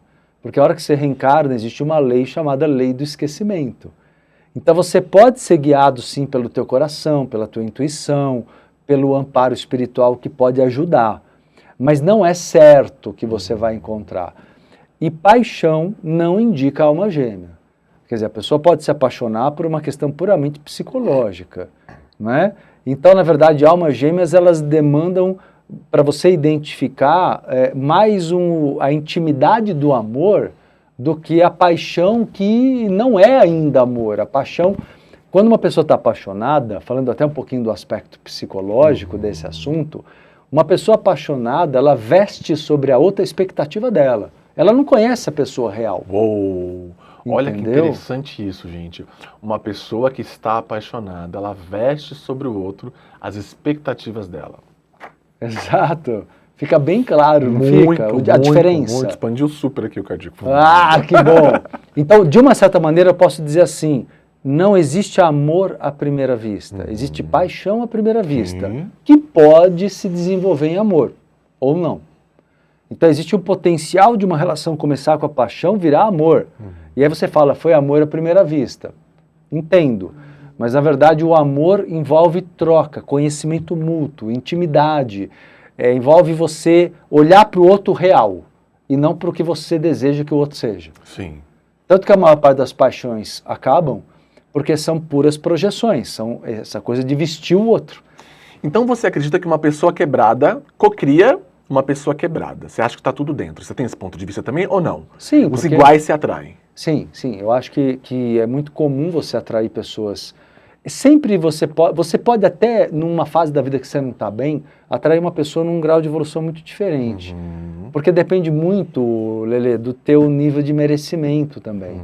Se você não está bem e tem uma visão de merecimento distorcida pela educação, você pode atrair e se envolver e acabar casando e estar com uma pessoa que depois você vai perceber que não tem nada a ver com você. Então, mas aquele momento houve a lei da atração. Então, acontece. Mas geralmente a maior parte das relações, e o ideal mesmo é que pessoas que se envolvam estejam no mesmo grau de evolução, no mesmo nível de evolução. Agora, é também muito comum na paixão, aprofundando um pouquinho o que é a paixão, que um projete sobre o outro o seu lado sombra, que é o lado que não desenvolveu. Ou seja, o feminino não desenvolvido. Quem nunca? O feminino não desenvolvido, o masculino não desenvolvido, que é o lado ânimos, né? Que é o aspecto sombra que você ainda não domina. Então é comum que você se apaixone por alguém que é o teu lado oculto. Entendeu? Só que o problema disso é que você tem que aproveitar a relação com a admiração, como a gente falou mais cedo aqui, para poder aprender com o outro como trazer à tona. Só que a maior parte das pessoas não fazem isso. Então elas ficam dependentes, elas não percebem que o outro está ali para também evocar nela algo que ela também tem. Porque relacionamentos são espelhos, né? Exato. Eles estão sempre ali para trazer à tona ali a sua luz e as suas sombras também. Por isso que é tão importante, Mores, meditação, por isso que é tão importante leituras, assistir podcasts, você olhar para dentro. Tem uma frase que você já deve ter ouvido muitas vezes, que todo mundo fala, que ficou superestimada, mas é verdade. Não tem nada lá fora, tá tudo dentro. Lindo, preciso te perguntar mais uma coisa. Falando de relacionamento, nem tá aqui mas veio aqui para mim. Tá. E como que uma pessoa faz para se alinhar, para encontrar aí a sua alma gêmea? O que ela tem que fazer? Eu vou trazer uma frase para começar a te explicar, que eu acho que eu gosto. Eu vi que você curte essas frases que dão insight. Amo, dá um corte maravilhoso. Eu acho assim, tem uma frase que eu digo muito que é assim: só é possível ser feliz num grande amor a dois quando primeiramente se é feliz num grande amor próprio. Eu acho que isso resume bem o como fazer isso. A bomba da consciência assim tá... Mas não é verdade? Quer dizer, eu acho que o grande caminho é você, até o próprio Luiz, né, a gente falando com o nosso saudosismo aqui do Luiz, ele mesmo falava muito, a vida te trata como você se trata, né? Ele frisava muito isso. Isso é muito real. A vida te trata como você se trata. Então você precisa entender o que isso quer dizer na lei da atração. Isso quer dizer que se eu quero que o mundo me dê amor, e especialmente uma pessoa, eu preciso me amar antes, para que eu sinalize como eu sou e o valor que eu tenho. Para que eu sinalize e filtre as pessoas. Se eu não tenho auto-amor, eu não filtro quem vai me amar de verdade. Nossa, expandiu super o cardíaco. Ó, expandiu. Se eu não tenho o auto-amor, eu não filtro. Eu nunca ouvi isso, gente. Eu tenho 14 anos de terapia que eu faço isso, né? Se eu não tenho auto-amor, eu não filtro. Olha que interessante. É interessante, não é? Incrível. Quer dizer, se eu não tenho auto-amor, qualquer migalha de atenção para mim é salvação. Então, assim, o problema que é o problema das pessoas muito carentes, que não se amam. Elas veem os outros como tábua de salvação. Porque elas têm medo, lógico, da solidão, medo que é intrínseco ao ser humano. Só que o auto-amor é a compreensão, aí vem a espiritualidade que você está frisando bastante, para todo mundo. A espiritualidade faz você compreender que o amor, ele existe para você e que você não precisa lutar por ele. Aliás, aí entra um pouco no campo aí da metafísica e da lei da atração com maior detalhe. Para eu atrair amor, mas também vale para trabalho, dinheiro, todos os níveis de abundância de amor, abundância de dinheiro, de trabalho, de qualquer coisa, eu preciso entender uma coisa. Isso vale como dica para todo mundo aqui sobre lei da atração. Para eu atrair a prosperidade, eu preciso entender uma coisa. O que eu sonho já existe para mim. Só que eu preciso sincronizar e ressoar. Não é que eu vou criar alguma coisa. A palavra cocriação tem sentido porque você cria o momentum, que é o momento de forças que se encontram. Mas, na verdade, você não cria essa realidade, ela já existe. Então, eu preciso me sentir merecedor. Então, quanto mais eu entendo que eu sou divino e, portanto, eu tenho todas as qualidades em mim, eu tenho todos os motivos para me amar, se eu entender isso, ao mesmo tempo eu ganho o mundo. Entendeu? Sim, é ser aquilo, né? Percebe que está tudo dentro de você? Eu espero que tenha feito sentido para você. Se não fez, assista de novo. Porque faz todo sentido, gente. E eu nem estou falando dessa coisa espiritual. Mais uma vez, é bem simples. Para ter alguma coisa, eu preciso ser aquilo, né? Uma vez perguntaram para mim, né, se a pessoa que eu estou, né, casado, me faz feliz. Eu falei, não. A pessoa, como assim não? Eu falei, não, eu me faço feliz. A pessoa completa os meus dias que já são felizes. Mas eu me faço feliz. Eu sou a minha alegria. Por que isso, gente? Porque se em algum momento a pessoa vai embora, tem um término de uma relação, o que acontece? Acabou a minha vida. Porque ela era a minha vida. Jura que você vai dar esse direito, esse peso em cima de alguém? Primeiro tem um peso e tem também uma responsabilidade em cima desse ser. Você se faz feliz. Em primeiro lugar. Como? Acha a tua forma. Tem várias formas aqui que a gente já falou. Acha a tua forma de você ser a felicidade que se requer. E as pessoas vão ser uma contribuição para os seus dias que já são felizes. Espero que tenha feito sentido para você também aqui. Perfeito. Querido, perfeito. Que mágica esse espaço, né? Então, assim, quando a gente fala de ressonância, eu sou aquilo e naturalmente eu atraio aquilo. Nossa, Lelê, eu tenho muitas questões com prosperidade. Eu não consigo cocriar dinheiro, não vem. Ou então eu fico numa flutuação ali. Vem, para. eu preciso aprender, né, sobre isso. Tudo bem, talvez você precise aprender alguma coisa também, mas provavelmente você também precisa lidar com alguma coisa aqui dentro, que não está sendo a energia do dinheiro. Você precisa ser a energia do dinheiro para que ele venha para você com facilidade, alegria e glória. Já que a gente falou sobre atrair, qual dica que você dá aqui para uma pessoa que está, para quem está assistindo, criar mais dinheiro? O que essa pessoa está fazendo de errado, se é que tem isso, né, gente? E por que ela não está acertando para criar dinheiro? Tem alguma coisa assim que você pode falar, isso aqui... Sim, tem. Eu vou falar, claro, de uma forma genérica, porque cada um tem os seus aspectos particulares. Mas, de uma forma geral, dinheiro tem um símbolo no inconsciente. Dinheiro simboliza liberdade. Então, assim, o símbolo é liberdade. Não deseje dinheiro, seja livre. Compreendeu? Cadê o microfone? A gente solta de novo. Mas é assim que funciona. Quando você é livre, e veja só, as pessoas entendem que o dinheiro traz liberdade, não é isso. Ele vai trazer, talvez. Tem gente que tem muito dinheiro e está preso a uma série de crenças e tem dinheiro. Dinheiro pode ou não trazer liberdade. Mas o que eu estou dizendo é que na lei da atração, eu preciso vibrar o sentimento de ser livre, porque o que é o ser livre? Para ficar mais claro, ser livre significa eu sentir que eu sou merecedor de expressar quem eu sou e os meus sonhos no mundo. Eu gosto muito de uma frase que eu falo simples assim para os meus alunos, nesse aspecto da lei da atração, que é, para você atrair o dinheiro e sentir essa liberdade, porque aí eles me perguntam, tá, Marcelo, e como eu faço para sentir essa liberdade? E aí eu digo para vocês, né, sinta que o mundo é sua casa, sinta que a humanidade é sua família. Isso é liberdade. Eu posso percorrer qualquer espaço desse mundo, tudo me pertence também. Então, por tudo eu posso vivenciar experiências, com todos eu posso trocar. Isso é liberdade. E se eu tiver essa mentalidade, o dinheiro vem.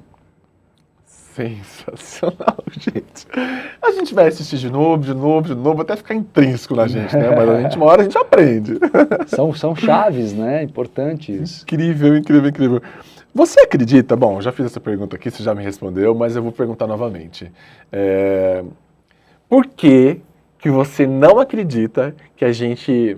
Não, peraí, deixa eu reformular. Você acredita que a gente está sozinho no universo? Você me falou que não, mas... Da onde vem esse seu ponto de vista? Você já viu alguma coisa? Ou é só uma percepção? Ou é só matematicamente que não faz sentido a gente estar sozinho? Da onde vem esse seu ponto de vista que você tem, que a gente não está sozinho no universo? Puxa, eu acho que de várias maneiras, porque se você olhar do ponto de vista físico, você tem uma ufologia bem estruturada hoje, com muito documento, com muitas comprovações, pessoas sérias na área ufológica, mostrando quantas naves extraterrestres tiveram contato aqui. Falando fisicamente. Falando da espiritualidade, fica muito mais claro, porque é muito nítido que sempre tivemos essas intervenções, e aí também os registros arqueológicos, né? A arqueologia vê inscrições lá nas pirâmides e templos do Egito, mostrando extraterrestres, naves ali também, ou seja, a comunicação com outras civilizações foi registrada desde milhares de anos atrás, não somente pelas filmagens das últimas décadas. Então existem muitas provas no nosso planeta da passagem constante de seres de outros planetas, outros sistemas.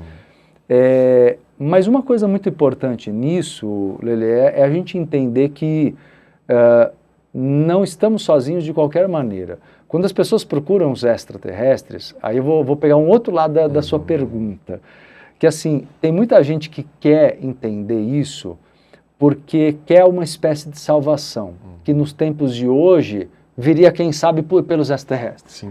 Então não deixa de ser uma mentalidade onde a pessoa talvez ainda busque uma salvação vinda de fora.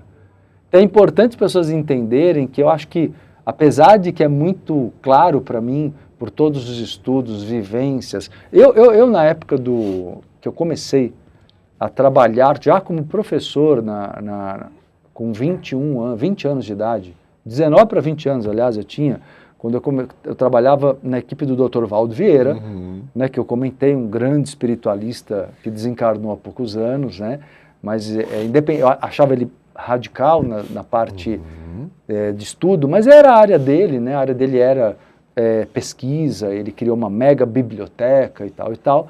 Eu fiquei 3 anos lá exatamente por isso. Eu queria um trabalho, eu queria equilibrar o lado humano, que eu sentia falta na parte do trabalho dele muito científica só, ao meu ver. Mas ele foi uma personalidade, sem dúvida, seríssima. E foi a única grande influência que eu tive, assim. Depois tive a oportunidade de estar perto do Luiz Gasparetto, que também foi muito importante, né? Me inspirou muito na comunicação, me ajudou muito nessa fase. E aí, o que acontece? Mas voltando ao que eu estava explicando, era muito comum para nós ali, os extraterrestres, as entidades extraterrestres auxiliavam o trabalho da projeciologia e me ajudavam em aula todo o tempo. Então isso era muito natural, e eu estava lá com meus 18, 19 anos já trabalhando com eles. Então, na verdade, eu sempre tratei o assunto com muita naturalidade, sentindo a presença, chamando meus mentores extraterrestres, né? Esse em especial, que me ajudava muito, tinha características reptilianas. Tá. Então, e sempre que eu preciso, peço ajuda, esses seres vêm me ajudar. Existem algumas linhagens diferentes. Sensacional, né? Sim. Você sabe que uma vez eu estava lendo uma coisa bem interessante, estava dizendo que os arcturianos, que eu acho que já deve ter ouvido falar também, diz que eles são os decodificadores do kardecismo.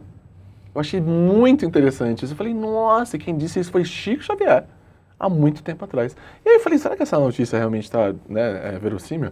E fui procurar de verdade, assim, no Google Academics, né, que é aquela parte do Google que você pode... E é verdade. O Chico Xavier disse isso. Sim. Que os arcturianos foram os decodificadores do kardecismo. Achei muito interessante. Legal, né? É possível. Mas é sempre uma coisa muito anterior. Porque justamente o trabalho, o kardecismo, ele começou como um grande trabalho de pesquisa, que eu acho isso fantástico. Né? Depois eu acho que ele debandou um pouquinho para o lado religioso e isso fechou um pouco ele no dogma, sim, ao meu ver. Sim. Mas a parte inicial da pesquisa foi fantástica de Kardec. Isso é uma coisa que os extraterrestres fazem muito, né? Trabalha muito o desenvolvimento dos dons paranormais, quebrar o limite das dimensões, fazer as pessoas terem percepção por elas mesmas. Exatamente. Por isso que eles trabalhavam muito com a gente lá. Desde a época do Valdo, né? Isso que você traz é muito interessante sobre olhares, porque às vezes a gente está num ambiente, a gente está num espaço, a gente está participando de algum lugar, enfim, a gente vê alguma coisa que a gente não gosta muito, sei lá, aquele dirigente, ou aquela pessoa, aquele mestre, aquele guru, não sei. A gente, a gente vai para esse lugar. Eu vou te contar agora uma história interessante que talvez você fique com ela na cabeça e sempre lembre disso.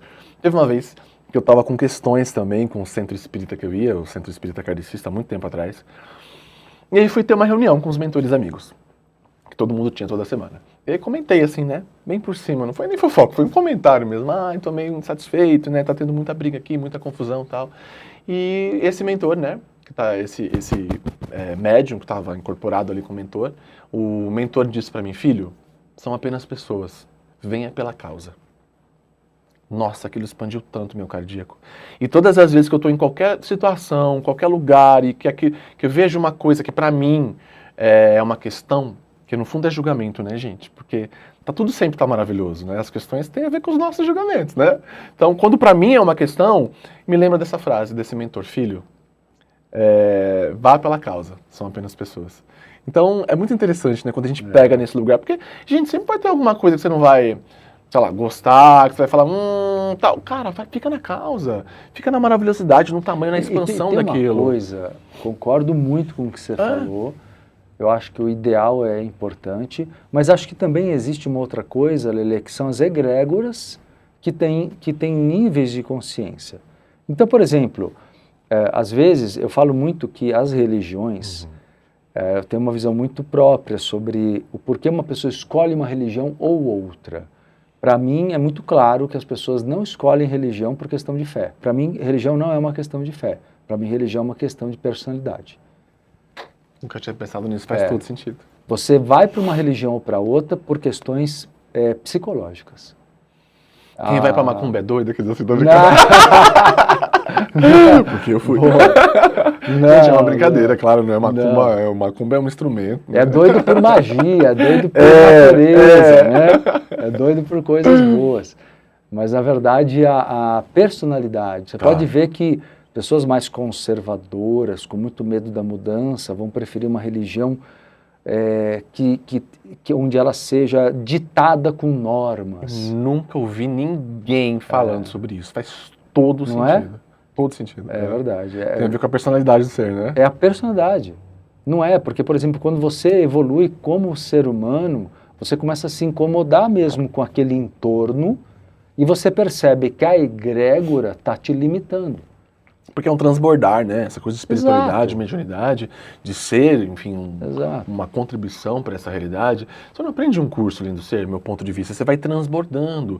É uma vivência. Não são... Você pode fazer 10 cursos que você quiser fazer.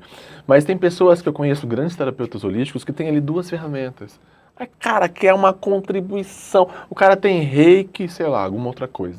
Mas vai fazer uma sessão com essa pessoa. O nível de amorosidade, o nível de expansão de consciência, e como eu conheço terapeutas também, que sei lá, tem 30 ferramentas, e que você vai e você fala, não senti tanto, né? Não expandiu aqui no campo. Então, é meio que nesse lugar aí. Amado, só pra gente acessar de novo a questão da prosperidade, que eu sei que todo mundo adora, né? Um fum-fum aqui. Como que a gente pode acessar... Não, qual que é a chave espiritual para a prosperidade? Eu sei que a gente já falou de outra questão de prosperidade, mas para você, qual que é a chave espiritual da prosperidade? Porque sobre o meu ponto de vista, não sei você, amor, dinheiro ele é espiritual também, né? É uma energia como qualquer outra, mas também para mim é bem espiritual. Qual que é a chave espiritual para a espiritualidade? Como eu estava colocando, né?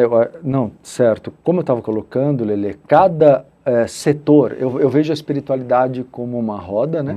Então são 8 setores fundamentais: trabalho, dinheiro, saúde, amor, vida social, lazer, vida espiritual, equilíbrio emocional. Você tem esses setores. Para cada setor há um símbolo, como eu expliquei o símbolo do dinheiro.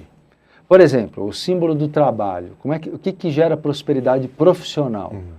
Se o dinheiro é liberdade, o trabalho é capacidade.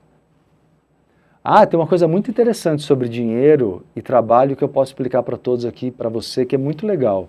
Na metafísica, que eu vou lá na raiz do negócio.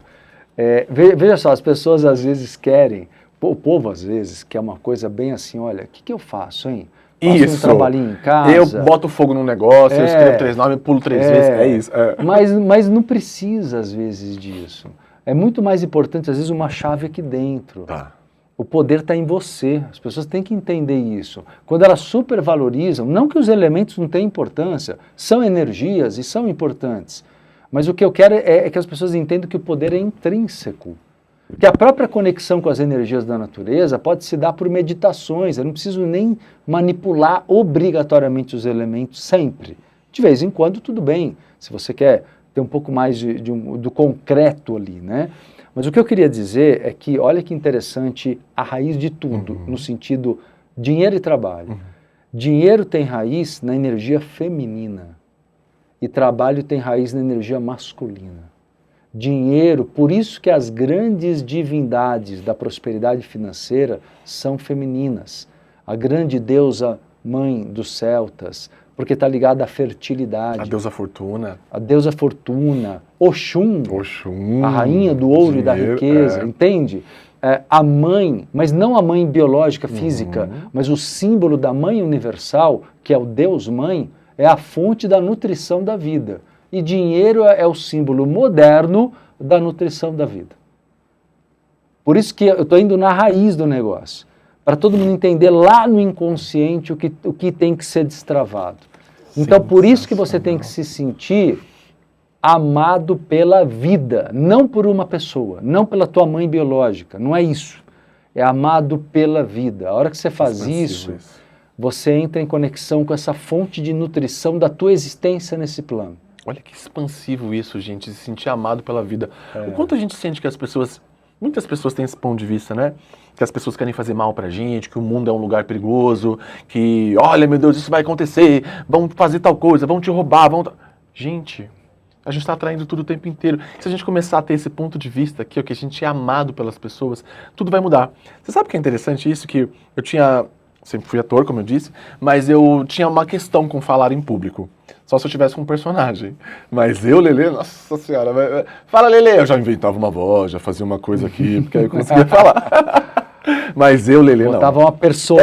Tinha uma persona. Né? E aí, eu uma vez assisti um episódio de um programa que eu assisto lá, RuPaul Drag Race, e ela disse que todas as vezes que ela ia se apresentar, ela imaginava que todo mundo que estava fazendo o teste dela era da família dela e estava gostando, adorando aquele teste, esse olhar de admiração. E falei, cara, que interessante, coloquei isso na minha cabeça e comecei a fazer testes assim, e falar em público assim, quando ia dar palestras ou alguma coisa do tipo.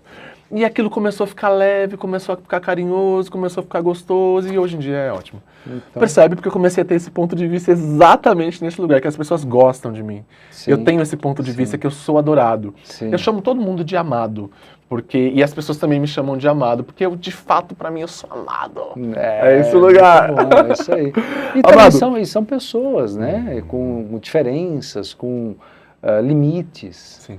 Então a gente também não precisa... isso eu vou até traduzir de um outro jeito, isso que você fez naturalmente, que é tirar o poder dos outros e trazer para você.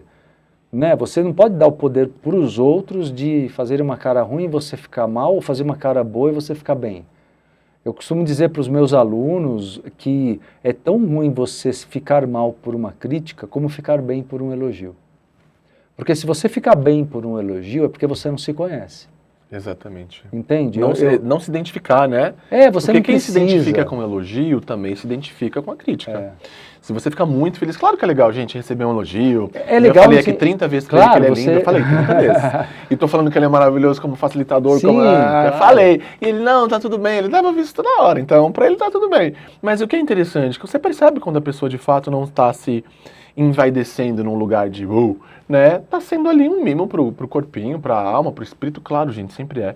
Mas quando a gente se identifica, realmente acontece isso. E quando a gente se identifica, a gente tende a sofrer muito, porque a gente envelhece, né?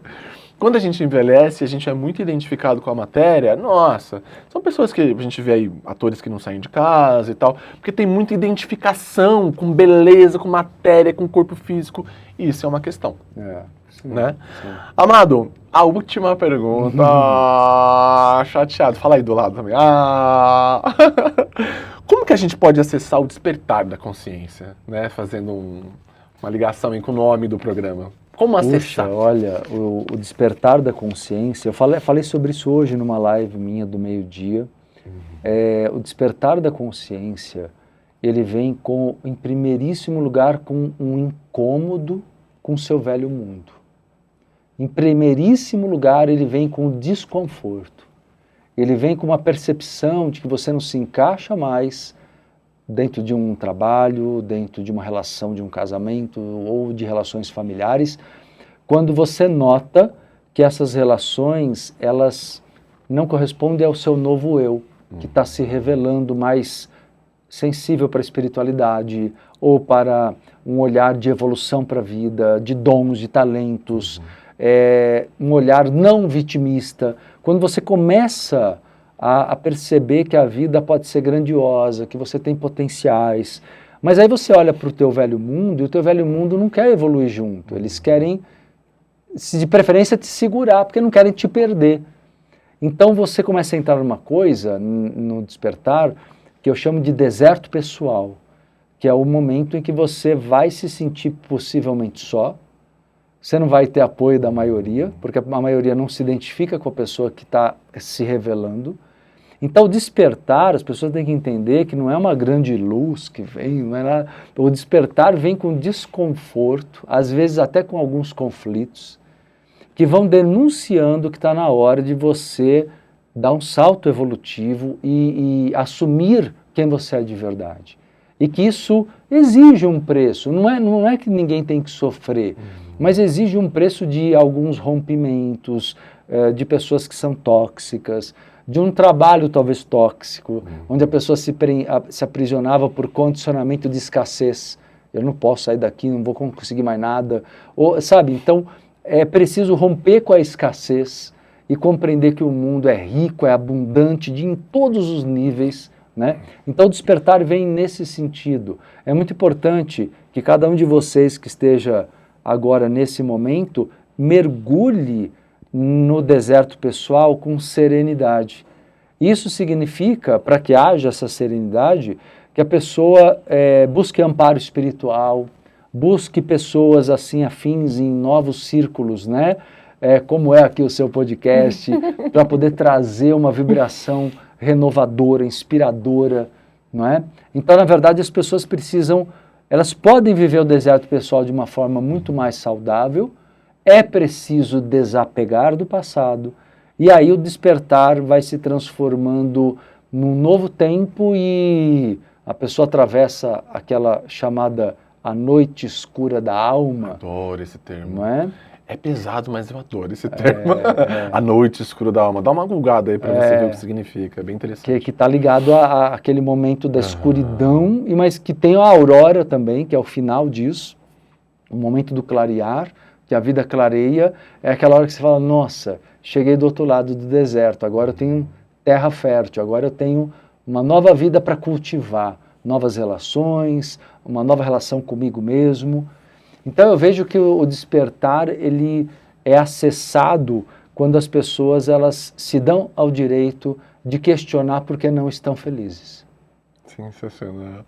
Gente, Marcelo Cotrim, né? Marcelo Cotrim. Amor do meu coração, eu tenho aqui suas redes, mas eu gostaria que você falasse, como que as pessoas fazem para te encontrar, Marcelo? A galera que quiser me acompanhar, pode ir diretamente no meu canal Marcelo Cotrim no YouTube, é Marcelo com 2 L's, Cotrim com M de Maria no final, Marcelo Cotrim no YouTube. Pode me acompanhar no Instagram, @Marcelo Cotrim Oficial. Diariamente ao meio-dia, de segunda a sexta, eu faço uma live, chamo de Ecotrim. Eu assisto. Então pronto, eu assisto, né? Bebê. Então A gente pronto. assim, ó. Que bom. Então tem muito conteúdo gratuito também.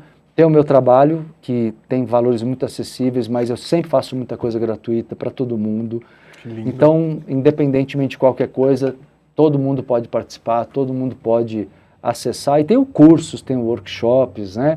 Tem muita coisa acontecendo sempre. E de quinta à noite, eu tenho um trabalho de centro que funciona há 14 anos, que é o Caminho dos Essênios. É um centro... Essênio! É... Gente, outro nível, né? Olha esse nome, Caminho dos Essênios. É lindo, né? É Poxa. como eles eram chamados naquele tempo, sabia? Maravilhoso. Quando eles viam... Jesus era essênio, né? Maria era essênia.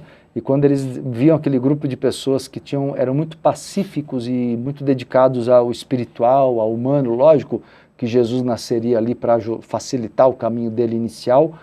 E as pessoas diziam, olha, aqueles que estão no caminho.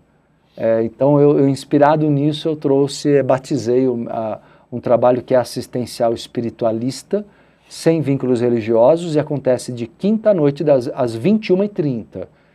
E tem um Instagram específico, gratuito, mas a pessoa precisa se inscrever. Só porque a gente faz numa sala fechada, mas é gratuita a participação, que é Projeto Pancósmia, com K. Projeto Pancósmia. Então, é um Instagram também legal o pessoal seguir, e participar dos trabalhos do Caminho dos Essênios. Olha que interessante, né? Eu sou apaixonado pelos essênios, e o Caminho dos Essênios é o nome do espaço dele. O nome do meu espaço é Caminho Sagrado Terapias. Tá vendo? Gente, gente, mas acabei de descobrir que ele mora perto de casa. É assim, uma paixão que não tem fim. Gratidão, amado. Agradeço o carinho, meu Quem amigo. escolher me seguir nas redes sociais, eu estou como Lele Abdala, Facebook, TikTok, Instagram. E é isso, gratidão, amores do meu coração. Estou apaixonado por esse programa, gratidão imensa, lindo ser, do fundo do meu coração. Você é incrível. Lelê, agradeço teu carinho, beijo viu? Não, do fundo do coração. Eu sei que é muito sincero e retribuo, porque você é um cara, eu não te conhecia ainda, mas é um cara incrível aí, dá pra ver que é todo coração, sensível, né, espiritualizado assim, né, nível máximo. Fico muito feliz com esse canal que está se abrindo também com esse podcast. Muito bacana esse movimento que vocês estão fazendo aqui. Parabéns a todos os envolvidos, parabéns pela inspiração certamente o Luiz está te amparando Sim. aqui, né? E toda a equipe espiritual. Muito bom. E a gente vai falar novamente sobre novos assuntos, porque ele tem tantos assuntos, gente, é tanta Vambora, clareza vambora. para destrinchar que a gente quer ele aqui de novo, não é verdade? Então é isso, meus amores. Caso você ainda não siga aqui a nossa página, segue aqui, indica para os amigos, pode dar like, faz seu comentário e bora lá, junto. Até o próximo programa. Beijo na sua alma. Despertar da consciência. Até.